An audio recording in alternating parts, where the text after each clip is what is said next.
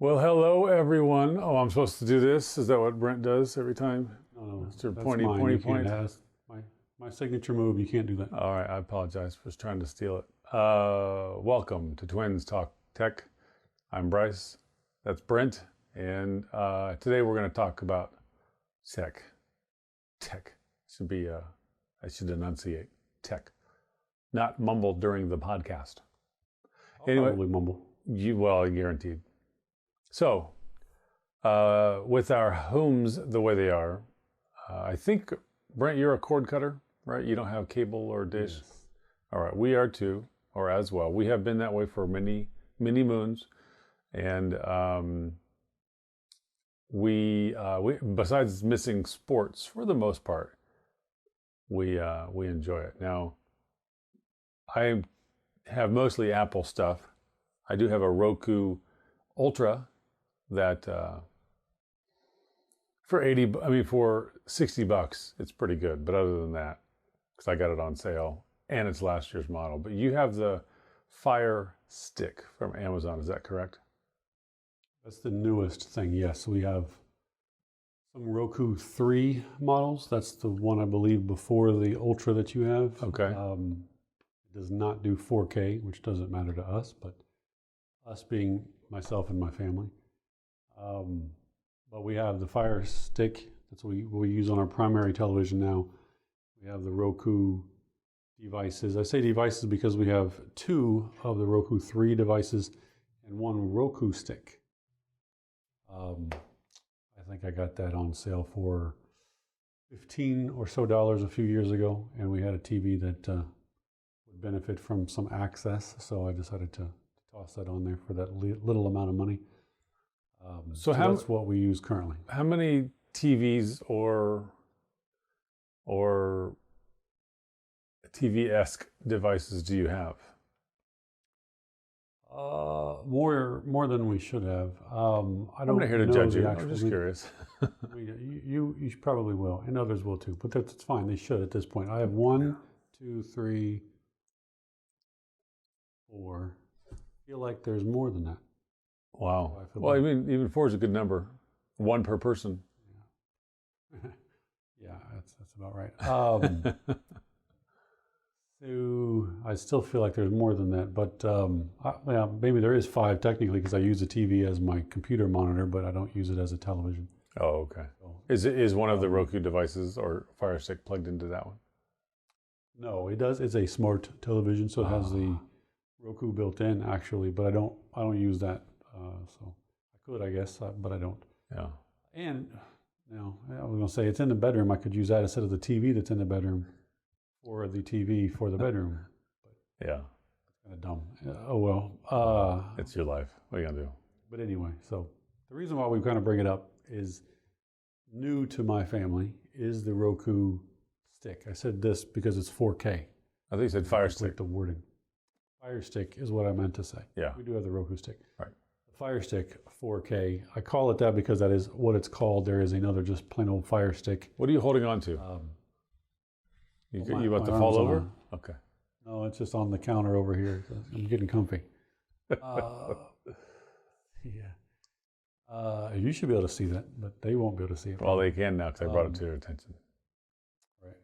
You saw your arm heading out like it's on a really high armrest.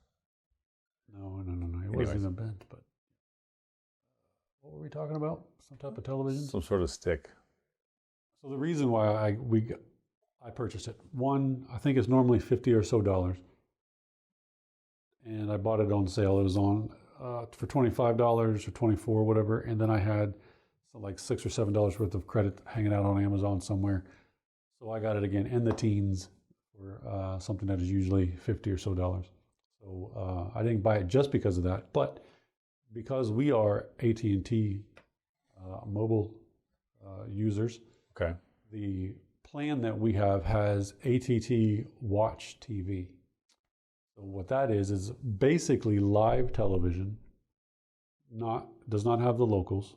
It would be the Evansville market for us. But it does not have the locals, but it has other things like TNT, which I like because of basketball. They don't really have as much basketball as they used to, but it's nice to, on occasion, to watch a basketball game. Yeah. They have Thursday night football. I'm telling you wrong. That's Amazon has that, but we have Amazon Prime anyway.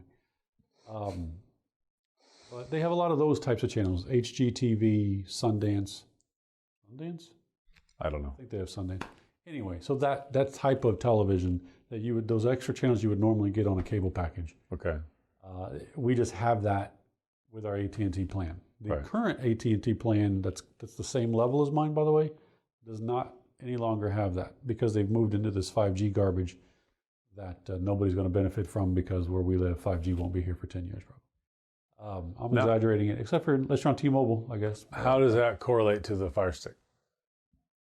The Watch TV. It is one of the few Apple device and Fire Sticks have an app for Watch TV. So we were not utilizing it. We've had it for a few years. On occasion, I would watch it on my phone. Okay. The service, you mean? Now, correct, the AT&T Watch TV. Okay. So that's really why, because I'm getting rid of Netflix, dumping Netflix, because I don't ever watch it. I'm paying about approximately, $14 now for the plan that we have, and I don't ever watch it. My kids, my wife doesn't really watch it either. So I've seen at this point all of the comedians in cars getting coffee. I think that's the only thing I've seen on it for 2 years. Wow. So I told my kids they can pony up for it, or if they're not going to, it's getting ditched. So that's the main reason. Plus, my kids wanted Disney Plus. So I was like, and I said they had to pay for that as well, by the way. Did you get your account stolen?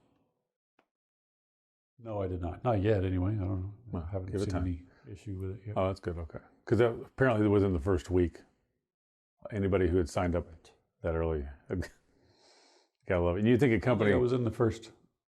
Yeah, it was announced not a good within the thing. first week or so. But you think a company as large as Disney, would have their act together. Sadly, just because they're a large company doesn't mean they're run by people who know what they're doing, or Yeah. know what they're doing on the side of security. They know how to make money. That's for sure. And that's why they're where they are. But anywho, so how is it for you so far? How, loading the screens, opening up an app, which is basically a channel type thing. Yeah, for the most part. It's surprisingly better than I thought. Okay. I was thinking initially, oh, it's Amazon. It's going to be just laden with all the Amazon garbage. It does seem to want more data. I'm sure it's passing back every time I touch a button, but from what I've heard, so does the Roku. But maybe they do it more efficiently, because I did see my data usage on the device that we use for internet at home go up since we've had it installed. However, that being said, the picture quality seems to be better and more consistent on the Fire Stick than on the Roku. We used, again, the Roku 3 on that particular television. We do not have bandwidth for 4K, so I'm not watching anything in 4K on any of the devices. My television is not a 4K television, so it wouldn't matter anyway. Going through using it, if you're familiar with the Roku, you basically, once you get into the apps, or as Bryce mentioned, the channels, because that's what they're called on Roku, you jump into the channel and then you're in that. With Roku, it's very similar, not exact, but very similar to the current Apple TV. I don't have or use an Apple TV. I do have an Apple TV, but it's the 3rd gen, and we don't use it anymore. But it flows very nice. The remote is nice. Feels good in your hand. It has and what I don't like about it is the Alexa thing, because I'm not paranoid, but I guess I'm a little paranoid. That microphone is always on, but it's supposed to work only when you press the button. You press it and you say, "Show me Tom Selleck movies," and then it pulls up the 2 that he was in. I don't know what he was in, but that actually works fairly well. My son is averse to typing or having to worry about spelling, so he likes that. It's fast. I've got to say it's pretty fast. So, I like it. This isn't technically a review. If it is, it's one of the worst. But I do actually like it more than I thought I would. I got it just for the Watch TV, ironically enough.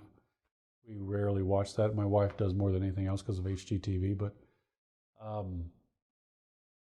The other things that we use for it, the other channels or apps, they actually call it on the 4K, the Fire Stick 4K. Everything works fairly fast because it's based on how fast it loads from the internet is what it boils down to. Pardon me. We don't have amazing internet, but it's fast enough to load that you don't feel like you're waiting all day and night. But in the main purpose of that, again, dump Netflix and utilize what we're already paying for. As cord cutters, we don't pay for a package to get the things, really, quite honestly, that I would want. For instance, Disney Plus, you can do for $12 a month. Disney Plus, or $13 a month. Disney Plus, Hulu, the one with ads, and ESPN Plus, which sounds like a great deal, but in reality, you're paying for Hulu and Disney Plus, and they're throwing in ESPN Plus because nobody wants it. And I guess if you like hockey, it'd be nice, but that's a waste. So we actually, pro tip here, if the 2 or 3 people that are watching this see it within the time period, Hulu at $2 a month right now. Pardon me. And so we actually dumped the package that we had, which had the 3 I just mentioned, and got Disney Plus at $4.99, Hulu again with ads at $2 a month, $1.99. Got rid of that garbage ESPN Plus that we weren't going to watch anyway, and so I say $4.99 for Disney Plus because we paid for it annually. Yeah, which you save some money that way. Right. Which if you did that $12.99 or whatever for the package, you can't do any annual thing and save money. It's a monthly cost. So basically, I didn't do the math on it, but $2 a month, so it's $24 for Hulu for the year, $60 basically for Disney Plus, as opposed to if you had everything up for the other $160 or whatever it is, $15 times 12. For the rest, it's a decent little savings right there. Because the purpose of all this is to save money, because we don't really watch it that much. My kids are watching YouTube or something else on their computer, and these things they can also watch on their computer. And then for sports, I don't have time for a lot of the sports that are on anyway. When I do have time, usually a Saturday afternoon or Sunday afternoon, and there's college football or basketball or baseball or some professional sport on a channel, and we have an antenna. We don't get great signal because we live out in the middle of nowhere, but we have an antenna up that we can get that stuff. That's where we're sitting. Not too shabby for not too much per month. And what's your speed, your bandwidth at home for the internet? Well, we use cellular, so it varies. We have, I don't know if we've talked about this in the past, I feel like we have the Netgear Nighthawk M1, M as in Mary, M1, and you toss in a SIM card, and it uses the data from that SIM card. So the iPad Pro that I'm, what do you call this? FaceTiming Bryce on right now. Oh, yeah. Has a SIM slot in it. When I got this, I got it through AT&T and it had a SIM card. That's actually not true. It has an embedded SIM, but a slot for a SIM card. It uses the embedded SIM, so I had to say, hey, deactivate this embedded SIM, give me an actual SIM. Yeah. So they did that, and I used this for a little while that way, but I took the SIM out of that, $20 a month approximately, so that's what our internet is running us. Put it in this M1 device. It is a Wi-Fi device. Yeah. It does not feed the whole house, so I've had to do some jiggery doodah there, but basically my speeds currently are anywhere between 20 and has been upwards of 60, which is obviously pretty good. Yeah. The 20 for us would have been great because we were getting a sketchy 5, paying for what they said 5, generally getting 2 to 3 right. through our DSL Yeah. where we live. So it's a lot better that way. Again, the coverage isn't as good because that little device is not very powerful. But again, isn't your Nighthawk, isn't that a wireless router as well? That's what I'm saying. That's what is it's a little device. Wireless router. Every Nighthawk I've seen they're gigantic little things.